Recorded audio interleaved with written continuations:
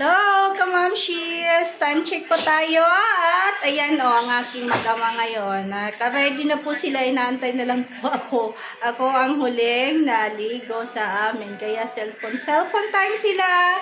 Kasi time check po ngayon is exactly 12 o'clock. Kita nyo naman po yan. Hindi pa ako nagluto dito sa bahay. Kaya ang gagawin po natin, it's Sunday, family day.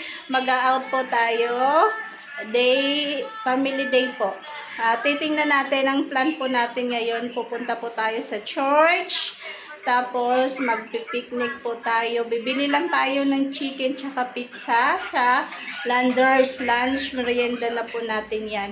Yung chicken po doon, Landers doon, nagustuhan po natin. At saka, dadagdagan na lang po natin ng pizza. Parang nag-diet po kami this time.